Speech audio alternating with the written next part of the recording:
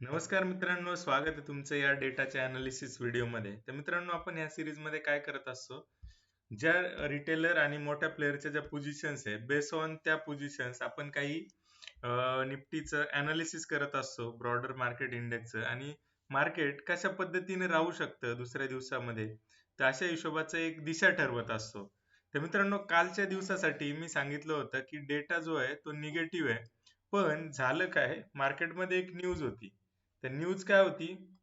News अशी होती की मदर ऑफ ऑल ट्रेड, म्हणजे असा एकमेव ट्रेड की जो फार फार इम्पॉर्टंट आहे आणि फार मोठा ट्रेड आहे. त्याच्या एवढा मोठा ट्रेड आणि ती डील दुसरी कुठली असूच शकत नाही. तर मार्केटसाठी हे एकदम पॉझिटिव्ह संकेत होते. तुम्ही बघा, याच्यात वाचा इथे, तुम्हाला हे सगळं सगळं असे दाखवतील आणि कंटिन्युअस न्यूज चॅनलवर तेच चालू होतं की मदर ऑफ ऑल डील सगळीकडं पॉझिटिव्ह वातावरण होतं की आता सगळं काही मिटलेलं आहे. ओके, अशा हिशोबाने युरोपियन युनियन सोबत काही ट्रेड डील झाले, काही टॅक्सेस वगैरे कमी करण्यात आले. तर ह्याचा इम्पॅक्ट दुसऱ्या दिवशी येईल ह्या हिशोबाने रिटेलरने भरपूर हेवी लॉंग करून गेला असेल आदल्या दिवशी.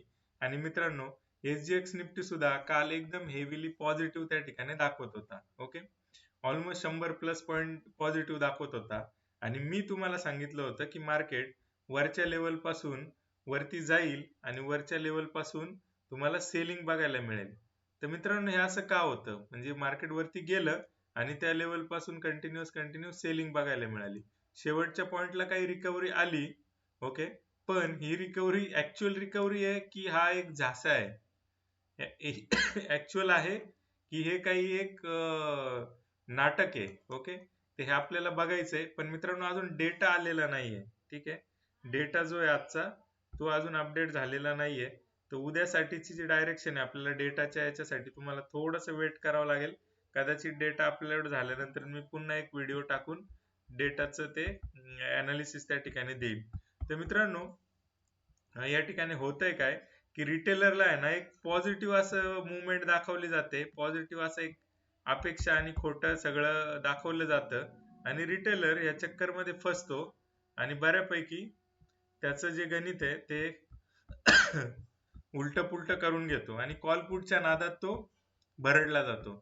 आता आजचं पण बघितलं गणित तुम्ही, तर कंटिन्युअस वरती खाली रॅपिड मुवमेंट येतच होत्या. रिटेलरचे काय थॉट पॉइंट्स आहे की मार्केट आता पॉझिटिव्ह जाण्यासाठी रेडी आहे. ओके, सकाळपासूनच ते पॉझिटिव्ह घेऊन चालला असेल, या भागात पॉझिटिव्ह घेऊन चालला असेल, खाली आलं, परत काही सपोर्ट घेतला असेल इथं, तर मग आता त्याला वाटलं असेल थोडीशी रिट्रेस आहे, पुन्हा एकदा वरती जाईल.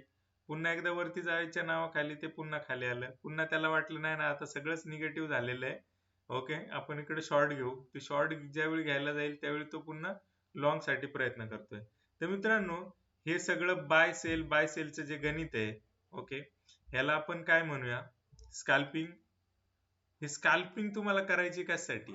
ओके, स्कॅल्पिंग कशासाठी करायची? याच्यामध्ये होतंय काय, तुमचा ब्रोकरेज जातोय आणि न्यूज ऐकल्यामुळं किंवा कुठला सपोर्ट रेजिस्टन्स ऐकल्यामुळं जो एक प्राइम तुम्ही जो एक ट्रेंड सेट करून चाललेला आहे तो कंटिन्यू होत नाहीये. ओके, तर होतंय काय, ज्यावेळी पॉझिटिव्ह ऍक्च्युअल पॉझिटिव्ह जायची वेळ येईल त्यावेळी तुम्ही निगेटिव्ह करून बसाल. ओके, ज्यावेळी ऍक्टिव्ह पॉझिटिव्ह मार्केट वरती जायची वेळ येईल त्यावेळी रिटेलर जो आहे तो निगेटिव्ह जाईल.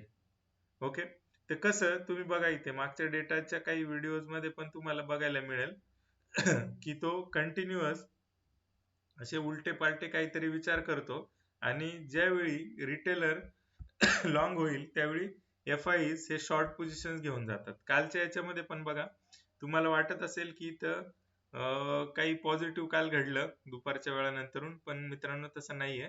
इथे निगेटिव्ह पोझिशन गेले कम्पेअर टू कालच्या डेटामध्ये. 60%च्या पोझिशन्स कमी होऊन आल्या, म्हणजे अनवाइंड झाल्या.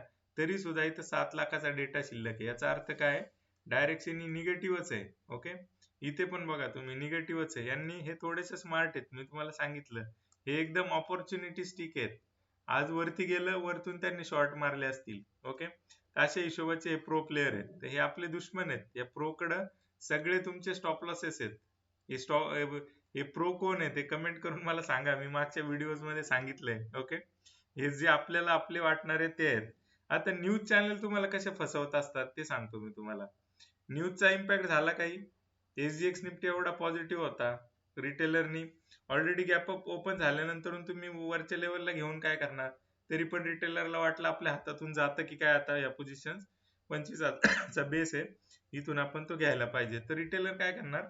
तो लॉंग घेऊन चालणार. ओके, आणि तो ज्यावेळी लॉंग घेणार तर त्याला काउंटर पार्टी म्हणून FIs येणार आणि ते त्यांना कंटिन्युअस रुचवत राहणार मोठा माल. ओके, मोठा माल तर ज्या एक्सपायरीला ज्या 35 लाखाच्या वगैरे पोझिशन्स असतात ना, त्यानंतर हळूहळू कमी होऊन एक्सपायरीच्या दिवशी 12-15 लाखावर येतात. ओके, आणि मग या हळूहळू भरल्या जातात. आता हे मॅच्युरिटीने भरल्या जातात. थोड्या थोड्या वरच्या लेवलला सेलिंग होते, थोड्या थोड्या खालच्या लेवलला इकडून खालून शॉर्टिंग होते, म्हणजे पुट सेल वगैरे केले जातात. ते एक ऍव्हरेज पॉईंट तुम्हाला येतो. मागच्या व्हिडिओमध्ये मी सांगितलं होतं, जिथून एक्सपायरी सुरू होती त्याचा वरचा आणि खालचा पॉईंट आणि त्याचा एक जो सेंटर पॉईंट आहे त्या लेवलला एक्सपायरी होण्याचा प्रयत्न करते मेजॉरिटी ऑफ टाइम्स, जर ते दोन्ही साईडने काम झाले तर. ओके, ते एक सिक्रेट आहे, तुम्हाला माहित करून घ्या. मी हे बराच वेळा अनुभवलंय. तुम्ही पण एक्सपायरीचे व्हिडिओज आता बघाल तर तुम्हाला लक्षात येईल की कशा पद्धतीने सेंटर पॉईंट तो मॅच केला जातो एक्सपायरी होण्यासाठी. ओके, तर अशा हिशोबाचं गणित आहे. आता हे कंटिन्यू वरच्या लेवलचं काम चालू आहे. डेटा मी इमॅच्युअर म्हणून टाकला होता. इमॅच्युअरचा काय अर्थ होतो? ज्या दिवशी एक्सपायरी असते, एक्सपायरी आणि त्याच्या दुसऱ्या दिवशी पोझिशन्स थोड्याशा आहे ना लाईट असतात. ओके, लाईट पोझिशन्स असतात. त्यामुळे लाईट पोझिशन असल्यामुळे होतं काय की FIs आहेत ना त्यांना नडत नाहीत. म्हणजे रिटेलर फार मोठा हेवी क्वांटिटीने आहे, म्हणजे ऍटलिस्ट 5 टाइम्स आहे. कोण? रिटेलर. तरी पण याला लुटण्यात सक्सेस होतात, कारण ज्यावेळी त्याला वरती सांगण्यात येतं त्यावेळी हे यांचं सेलिंग काम करतात, तोपर्यंत काहीच करत नाही. तेवढा गॅप त्यांना मिळतो FIs ला. ठीक आहे, अशा हिशोबाचं काम आहे. तर मित्रांनो, आजचा डेटा काय अजून आलेला नाहीये. रिटेलरच्या सायकोलॉजीतून बाजूला व्हा, थोडस प्रोफेशनली डेटा ड्रिव्हन काम करा. मी काही शेअर्स दिले होते, ऍक्च्युली ते स्टुडंट साठी दिले होते. तर हे जे शेअर्स आहेत ते विदिन 5 to 7 days 10% पर्यंत वरती जातात. हे स्विंग साठीचं सेटअप आहे. हे स्विंग्स कुठून येतात, याच्या पाठी काय डेटाचं लॉजिक असतं, तर हे तुम्हाला शिकणं गरजेचं आहे. हे मी शिकवतोय, डिटेल्स ऑलरेडी दिलेले आहेत, तुम्ही चेकआउट करा. फार इम्पॉर्टंट आहे. सक्सेसफुल जर्नी तुम्हाला प्रॅक्टिसने होईल. एकच सेटअप कंटिन्युअस प्रॅक्टिस करत राहिले की ते चान्सेस वाढतील. हा प्रोबॅबिलिटीचा गेम आहे, मी वारंवार सांगत आलोय. प्रोबॅबिलिटी डेव्हलप करा. कुठली एखादी गोष्ट जी वर्क होते तिला वारंवार टेस्ट अँड ट्रायल करत राहा, तर जाऊन तो सक्सेसचा फॉर्म्युला आपल्याला अनलॉक होणार आहे. ओके, त्यासाठी प्रॅक्टिस करत राहावी लागणार आहे. अशी डेटाची प्रॅक्टिस मी करतोय आणि कंटिन्युअस प्रॅक्टिस केल्यानंतर काही गोष्टी मला समजल्यात की मंडेला FIs काय गेम करतो, ट्यूजडेला काय करतो, वेन्सडेला काय करतो, थर्सडेला काय करतो, असं डे वाईज त्याचं पूर्ण प्रॉपर प्लॅनिंग असतं, कारण डेटा त्या हिशोबाने हळूहळू मॅच्युअर होत जातो. ओके, तर अशा हिशोबाचं गणित आहे. फार डीप इनसाइट देतो मी ह्या व्हिडिओच्या माध्यमातून, एकदम फ्री ऑफ कॉस्ट शिकवतोय. हे गोष्टी तुम्हाला शिकवण्याचे लोक 3 दिवसाच्या सेशनचे ऑलमोस्ट 15-15 हजार रुपये चार्ज करतात. ओके, फ्री ऑफ कॉस्ट शिकवतोय, शिका. व्हिडिओला प्रेम द्या, मित्रांपर्यंत पोहोचवा. काहीतरी वेगळं तुम्हाला शिकायला मिळणार आहे आणि फार इंटरेस्टिंग आहे, जे फॅक्ट्सवर आहे, ना की कुठल्या अशा आदांतरी गोष्टींवर की हे झालं तर ते होईल, ते झालं तर ते होईल.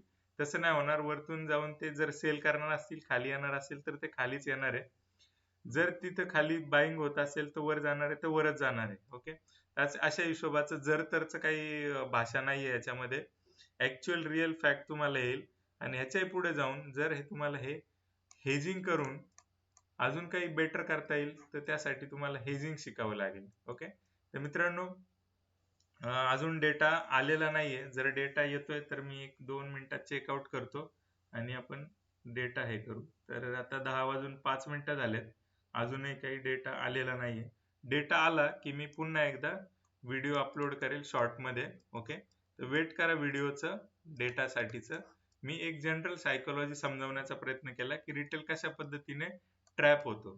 तर मित्रांनो थांबूया आजच्या व्हिडिओमध्ये. Thank you everyone. Good night.